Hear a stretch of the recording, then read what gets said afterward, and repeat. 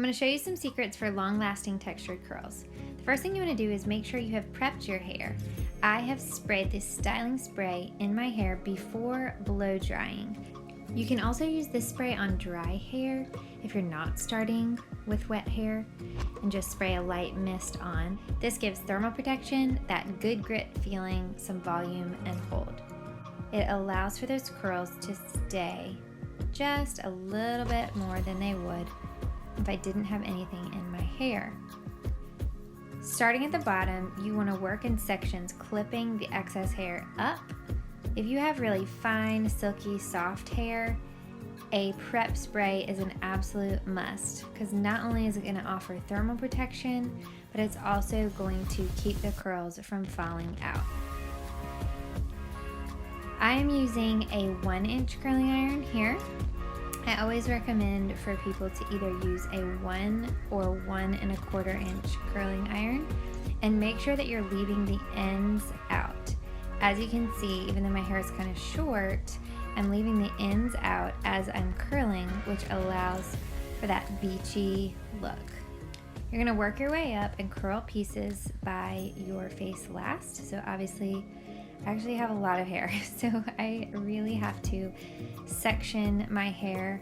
Don't be afraid to comb through as well to smooth those pieces before you curl. And then you also want to make sure you're not taking too much in the curling iron at a time. So take your time, work through. Don't try to curl more than 1 inch of hair at a time. And if your curl isn't holding, you might need to do smaller pieces as well. You'll notice around my face, I'm working down and away. Often clients have to practice how to hold the curling iron, and that's okay. It just takes some practice. You'll also notice that I drag the curling iron out of the end of some of the pieces. A lot of people ask about the difference in a wand and a curling iron. I personally prefer a curling iron because I feel like the clamp helps with control, and a wand is great. It can also be used really well.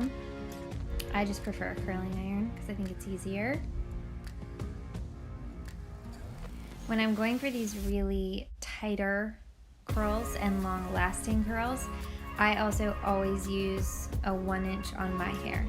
If I was to use a 1 1/4 inch curling iron, it would look a little bit looser and more undone.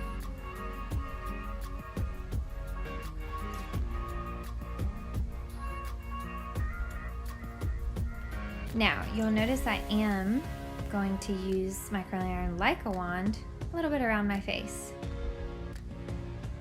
You could do this, you could alternate using actually curling and even using your curling iron like a wand, but a curling iron can certainly double as that as well. You also want to make sure that you're really concentrating getting the heat by that root. This really allows for your curls to have a lot of volume as well. That heat concentrated closest to the root is really going to change the way that it looks. Once you're finished, make sure it's cooled, and then you can break up the curls gently with your fingers. This part is where your curls are going to fall out if you do not have any sort of a prep spray. And if you need a really high level of hold, you can use a working hairspray or hairspray to get the same effect. If you need a little more volume, you can use our dry shampoo at the root and tease.